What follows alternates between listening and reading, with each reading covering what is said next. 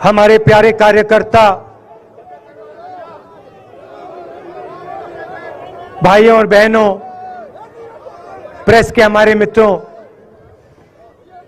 आप सबका यहां बहुत बहुत स्वागत।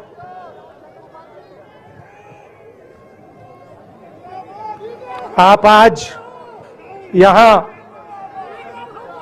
बर्फ में खड़े हैं, मगर आप में से किसी को सर्दी नहीं लग रही है।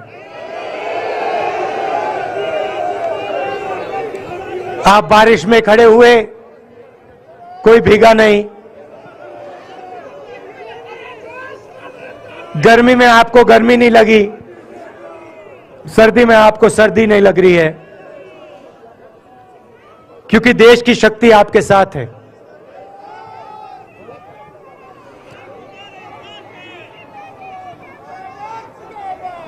प्रियंका की बात मैं सुन रहा था। प्रियंका ने कहा मेरे मैसेज के बारे में,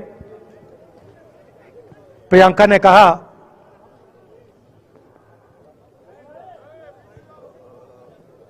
नॉर्मली होता नहीं है, मगर मेरे आंख में आंसू आए।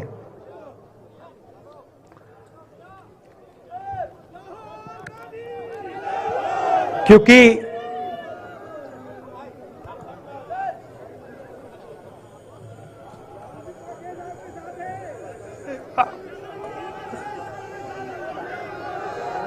मैं कन्याकुमारी से चला, शुरुआत की और पूरे देश में हम पैदल चले। मैं सच बताऊं, आपको अजीब लगेगा, मगर मैं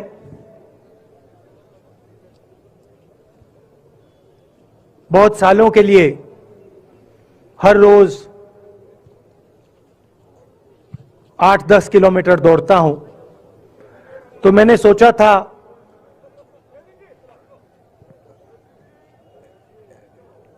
देश कन्याकुमारी से कश्मीर चलने में इतनी मुश्किल नहीं होगी। मेरे दिल में था कि आसान होगा। फिजिकली मेरे लिए ये मुश्किल काम, मैंने सोचा था मुश्किल काम नहीं होगा। शायद मैं काफी वर्जिश करता हूं, थोड़ा सा अहंकार आ गया, जैसे आ जाता है।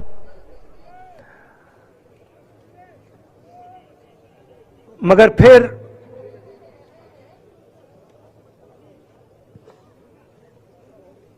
बात बदल गई। जब मैं छोटा था,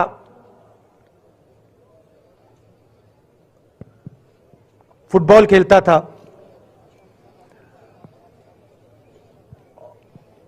और कॉलेज में जब मैं फुटबॉल खेल रहा था, एक बार मुझे बहुत जोरों से घुटने में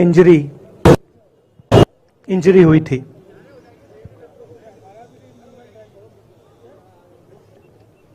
मैं उसको भूल गया था।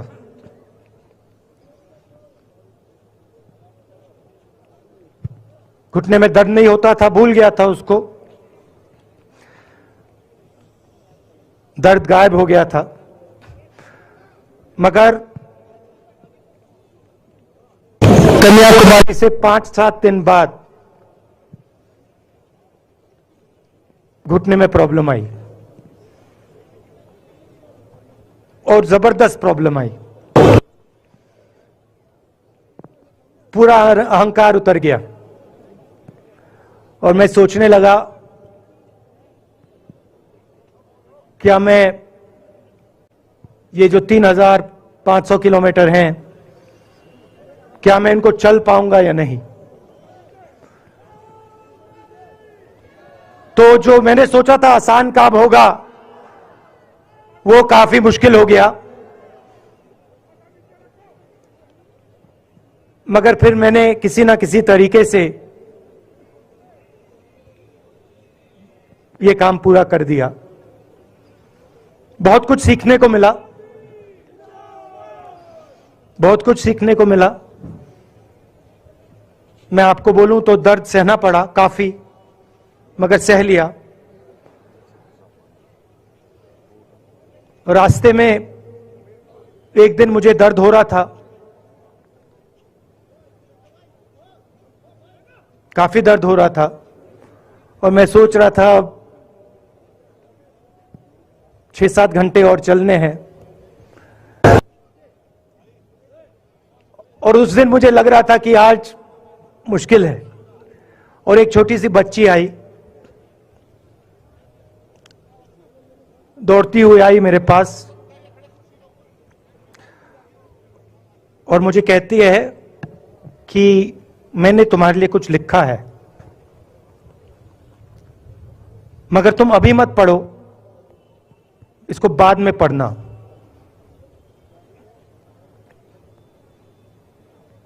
और फिर वो मुझे गले लग के भाग गई। फिर मैंने सोचा अब पढ़ता हूं क्या लिखा है।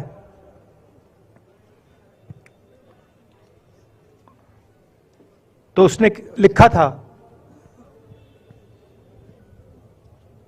कि मुझे दिख रहा है कि आपके घुटने में दर्द है, क्योंकि आप जब उस पैर पे वजन डालते हो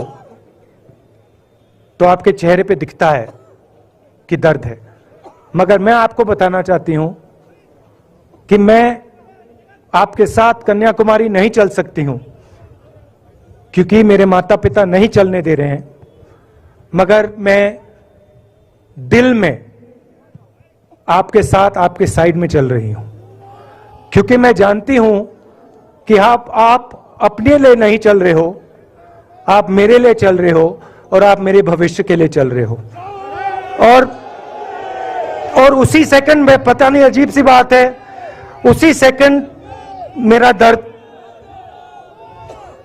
उस दिन के लिए गायब हो गया। दूसरी बात, मैं चल रहा था और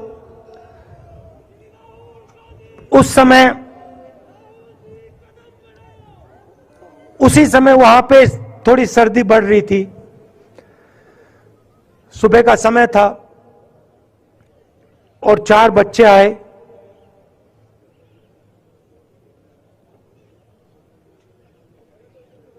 पता नहीं कहना चाहिए या नहीं,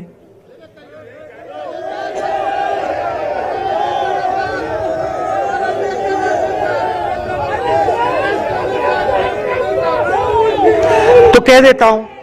छोटे से बच्चे थे, भिखारी थे, भीख मांगते थे, और मेरे पास आए। कपड़े नहीं थे, मैंने देखा, शायद मजदूरी भी करते थे तो थोड़ी मट्टी थी उन पे। खैर, मैं ये चीजें देखता नहीं हूं, तो मैं उनके साथ गले लगा, घुटनों पे गया, ऐसे उनको पकड़ा मैंने, क्योंकि मैं उनकी लेवल पे रहना चाहता था। और फिर, नहीं सुनिए, मैं ये बात कहना नहीं चाह रहा था, मगर कह दूंगा। तो उनको ठंड लग रही थी, वो कांप रहे थे, शायद उनको खाना नहीं मिला था, छोटे बच्चे मजदूरी कर रहे थे।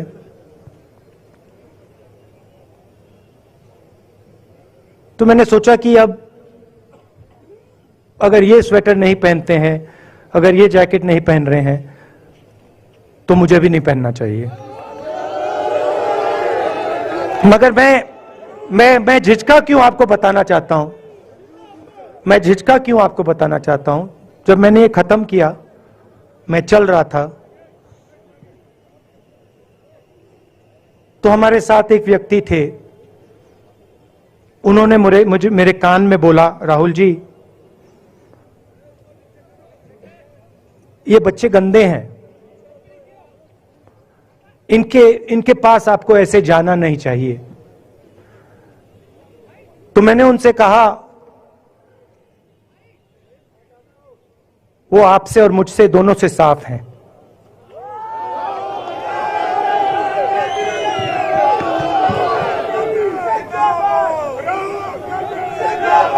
तो देश में कभी कभी ये विचारधारा दिखाई दे जाती है।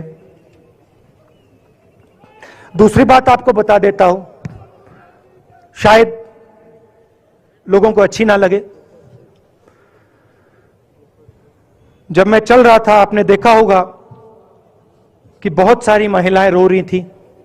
आपने देखा? आपको मालूम है क्यों रो रही थी? नहीं, उसमें से बहुत सारी महिलाएं इमोशनल थी, मुझसे मिलकर रो रही थी, मगर उसमें बहुत सारी ऐसी भी महिलाएं थी जिन्होंने मुझे बोला कि उनके साथ बलात्कार हुआ है, उनको किसी ने मोलेस्ट किया है, उनके किसी रिश्तेदार ने उनको मोलेस्ट किया है। और जब मैं उनसे बोलता था, बहन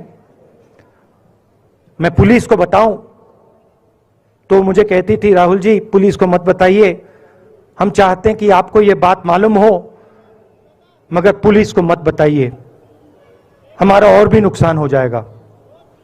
तो ये हमारी देश की सच्चाई है।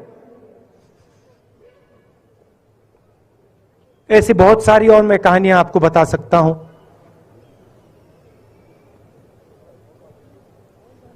तो फिर मैं कश्मीर की ओर आ रहा था और मैं सोच रहा था कि इसी रास्ते पे मैं नीचे से ऊपर जा रहा हूं। मैं सोच रहा था कि इसी रास्ते से सालों पहले मेरे रिश्तेदार नीचे से ऊपर आए, सॉरी ऊपर से नीचे आए, कश्मीर से इलाहाबाद गंगा की ओर गए। और मुझे ऐसा लग रहा था कि मैं वापस अपने घर जा रहा हूं।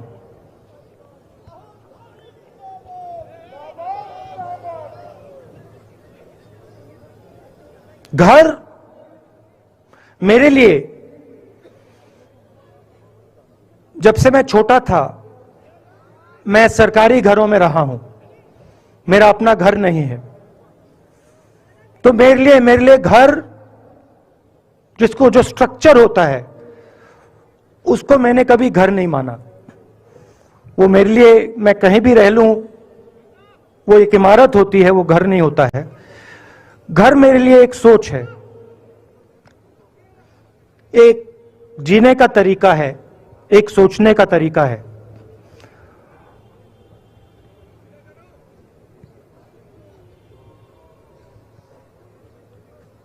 और यहां पे जिस चीज को आप कश्मीरियत कहते हो, उसको मैं अपना घर मानता हूं। अब ये कश्मीरियत है क्या? ये जो शिव जी की सोच है एक तरफ, और थोड़ी सी गहराई में जाएंगे तो उसको शून्यता कहा जा सकता है। अपने आप पर, अपने अहंकार पर, अपने विचारों पर आक्रमण करना। और दूसरी तरफ इस्लाम में, जिसको शून्यता यहां कहा जाता है, वहां फना कहा जाता है। सोच वही है। इस्लाम में फना का मतलब अपने ऊपर आक्रमण, अपनी सोच पर आक्रमण, जो हम अपना किला बना देते हैं कि मैं ये हूं, मेरे पास ये है, मेरे पास ये ज्ञान है, मेरे पास ये घर है, उसी किले पर आक्रमण करना, वही है शून्यता, वही है फना। और इस धरती पे ये दो जो विचारधाराएं हैं,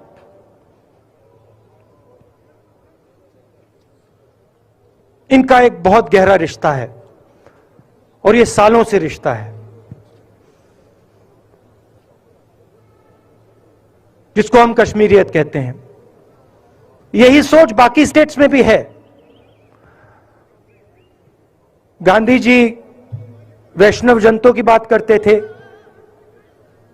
जिसको हम यहां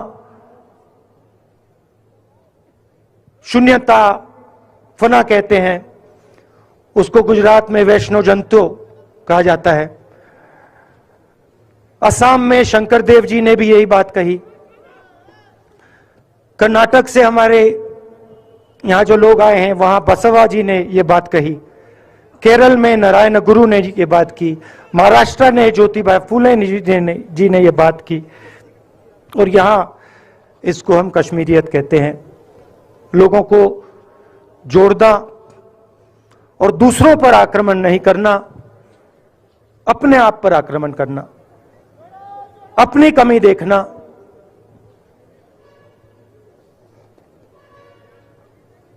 मैंने आपको कहा कि मेरा परिवार कश्मीर से गंगा की ओर गया था। इलाहाबाद संगम के बिल्कुल किनारे वहां पास में हमारा घर है।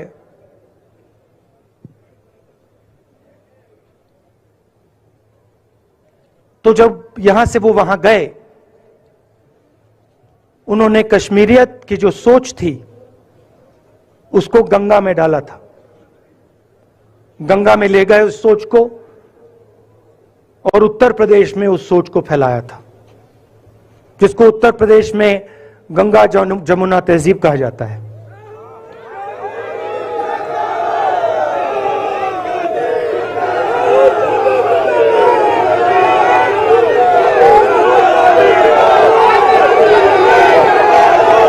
तो उन्होंने, मेरे परिवार ने छोटा सा काम, कोई बड़ा काम नहीं किया। जो आपने उनको सिखाया, जो जम्मू कश्मीर के लोगों ने उनको सिखाया, लद्दाख के लोगों ने सिखाया, क्योंकि उसमें बौद्ध धर्म भी है, उनके पास भी वही सोच, शून्यता की सोच उधर भी है। वो उसको ले गए और उस विचारधारा को, सोच को गंगा में उन्होंने रखा। तो मैं ये सोच रहा था, जब यहां आ रहा था, पैदल चल रहा था, और मुझे सिक्योरिटी वालों ने कहा था कि देखिए, आप पूरे हिंदुस्तान में चल सकते हो, जम्मू में भी चल सकते हो, मगर आखिरी जो 4 दिन हैं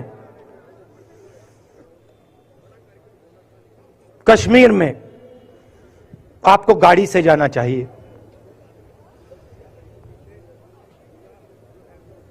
वेणुगोपाल जी ने मुझे कहा पहले, और जो ऑर्गेनाइज कर रहे थे उन्होंने कहा। 3-4 दिन पहले एडमिनिस्ट्रेशन ने कहा कि देखिए, शायद डराने के लिए, कि देखिए अगर आप पैदल चलेंगे तो आपके ऊपर ग्रेनेड फेंका जाएगा। तो मैंने सोचा, नहीं सुनिए, मैंने सोचा कि ऐसे करते हैं, मैं अपने घर वापस जा रहा हूं,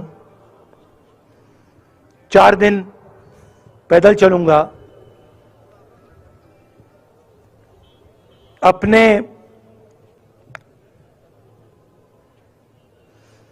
घर के जो लोग हैं उनके बीच में चलूंगा। और मैंने सोचा कि जो मुझसे नफरत करते हैं उनको क्यों ना मैं एक मौका दूं कि मेरी सफेद शर्ट का रंग बदल दें, लाल कर दें।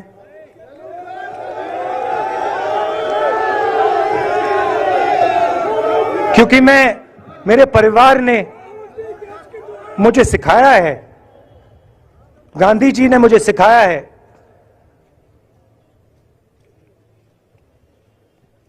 कि अगर जीना है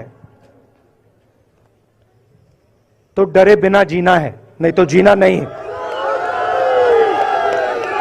तो मैंने मौका दिया, मैंने कहा मैं 4 दिन चलूंगा, बदल दो टी शर्ट का रंग, लाल कर दो, देखी जाएगी। मगर जो मैंने सोचा था वही हुआ। जम्मू कश्मीर के लोगों ने मुझे हैंड ग्रेनेड नहीं दिया, अपने दिल खोलकर प्यार दिया, गले लगे।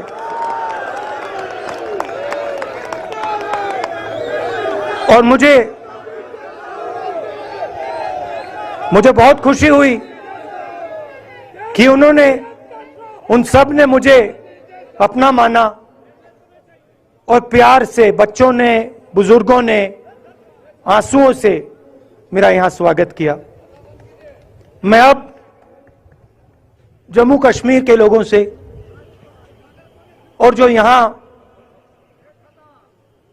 हमारे सेना के लोग काम करते हैं, सीआरपीएफ के लोग काम करते हैं,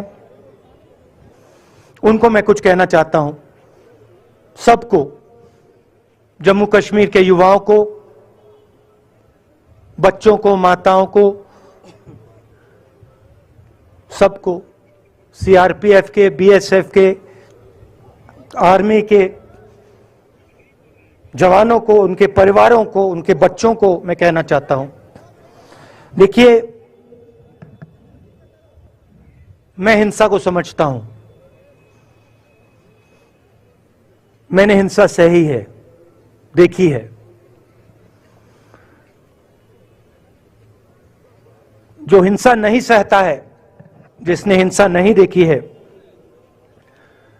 उसे यह बात समझ नहीं आएगी। जैसे मोदी जी हैं, अमित शाह जी हैं, आरएसएस के लोग हैं, उन्होंने हिंसा नहीं देखी है।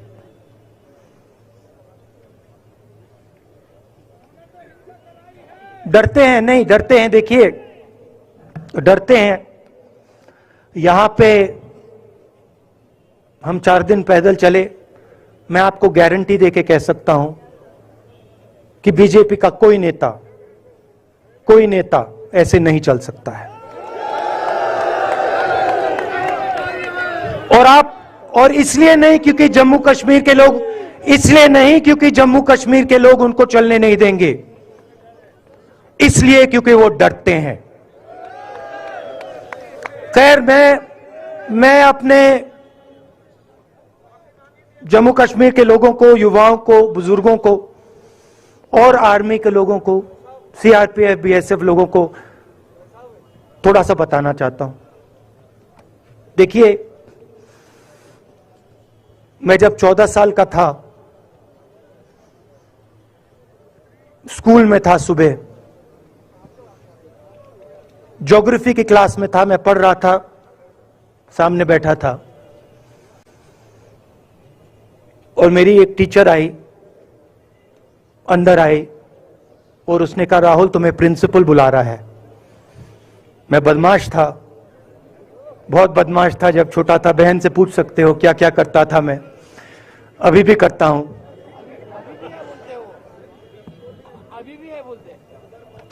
मैंने सोचा प्रिंसिपल बुला रहा है, मैंने कुछ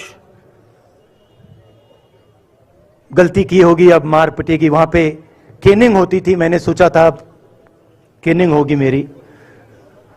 मगर जब मैं चल रहा था, जिस टीचर ने मुझे बुलाया उसको देखकर मुझे कुछ अजीब सा लगा। और जब मैं प्रिंसिपल के ऑफिस पहुंचा तो प्रिंसिपल ने कहा, राहुल तुम्हारे घर से फोन कॉल है।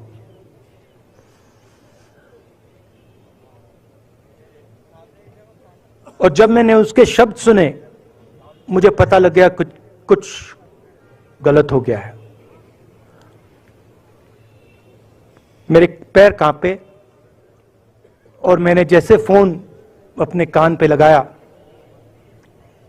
तो मेरे मां के साथ एक औरत काम करती है, वो चिल्ला रही थी, राहुल दादी को गोली मार दी, दादी को गोली मार दी, दादी को गोली मार दी। 14 साल का था।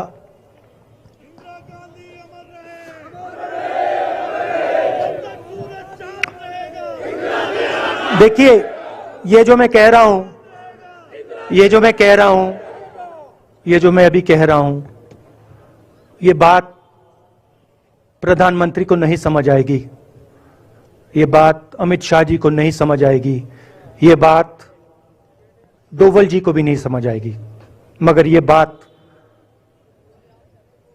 कश्मीर के लोगों को समझ आएगी, ये बात सीआरपीएफ के लोगों को समझ आएगी, ये बात आर्मी के लोगों को समझ आएगी, उनके परिवारों को समझ आएगी। तो उन्होंने मुझे कहा, नाम ओंगमू है उसका, उसने कहा दादी को गोली लग गई, दादी को गोली लग गई। और फिर मुझे गाड़ी में वापस ले गए, प्रियंका को मैंने स्कूल से उठाया, मैं वापस गए।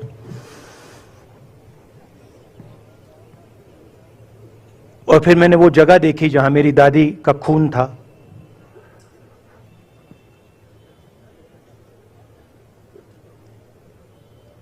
पापा आए, मां आई, मां बिल्कुल हिल गई थी, बोल नहीं पा रही थी।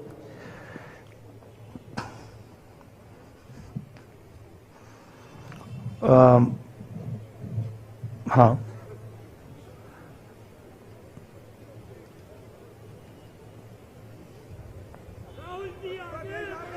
फिर क्या हुआ,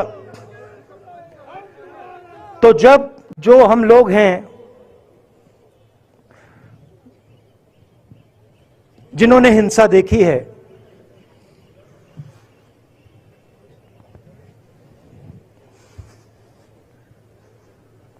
ये जो है ना, ये इसको हम बिल्कुल दूसरी तरीके से देखते हैं।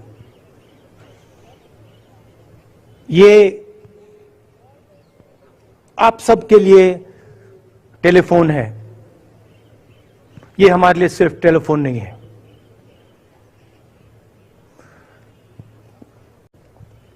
उसके बाद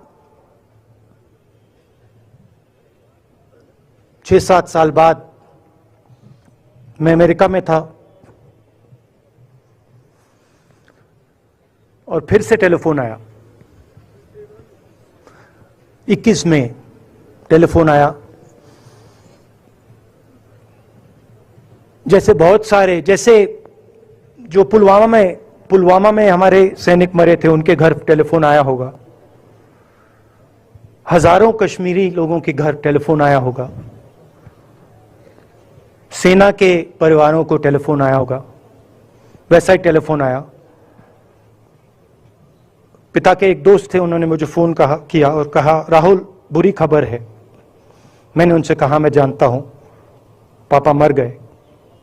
कहते हैं हाँ। मैंने कहा धन्यवाद, फोन रख दिया। तो मेरा कहना है जो हिंसा करवाता है, जैसे मोदी जी हैं, अमित शाह जी हैं, अजीत डोवल जी हैं, आरएसएस के लोग हैं, वो इस बात को समझ नहीं सकते हैं, वो दर्द को समझ नहीं सकते हैं। हम समझ सकते हैं। पुलवामा के जो सैनिक थे, उनके बच्चों के दिल में क्या हुआ मैं जानता हूं। मेरे दिल में वही हुआ है जो यहां पे कश्मीर में लोग मरते हैं, उनके दिल में क्या होता है। जब फोन कॉल आता है क्या लगता है वो मैं समझता हूं, मेरी बहन समझती है।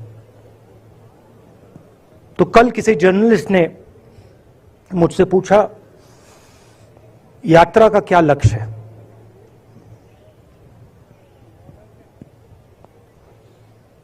कहा कि यात्रा क्या अचीव करना चाहती है, जम्मू कश्मीर में क्या अचीव करना चाहती है। मेरे उस समय दिमाग में आया मगर मैंने कहा नहीं बोलता हूं, कल भाषण में बोलूंगा। यात्रा का लक्ष्य है कि ये जो फोन कॉल हैं, चाहे ये आर्मी के हों, चाहे सीआरपीएफ के हों, चाहे ये कश्मीर के लोगों के हो, ये फोन कॉल बंद हो जाए।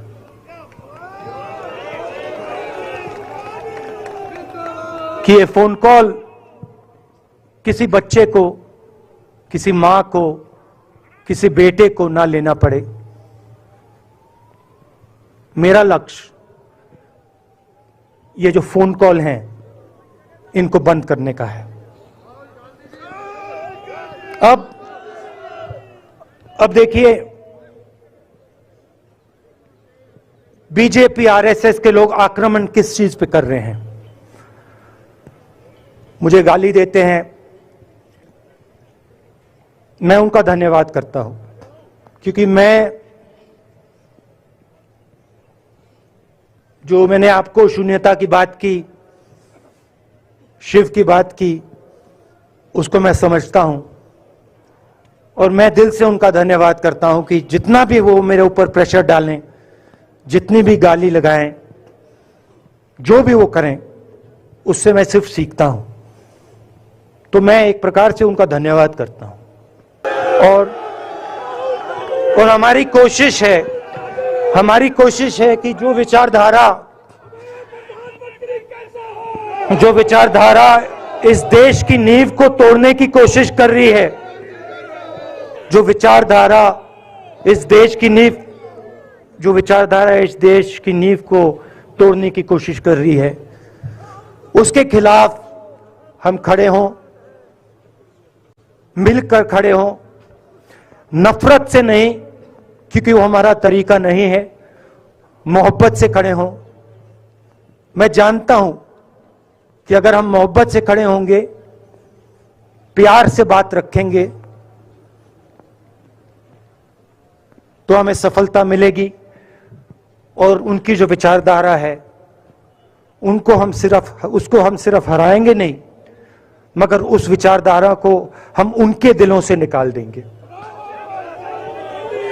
तो आपने, देश की जनता ने हमारा समर्थन किया। हमारी कोशिश है कि हमें, बीजेपी ने एक जीने का तरीका, राजनीतिक तरीका दिखाया है। हमारी कोशिश है कि हम एक और तरीका, जो हिंदुस्तान का तरीका है, मोहब्बत का तरीका है, वो हम देश को दिखाएं, हम देश को याद दिलाएं कि हिंदुस्तान मोहब्बत का देश है, इज्जत का देश है, भाईचारे का देश है।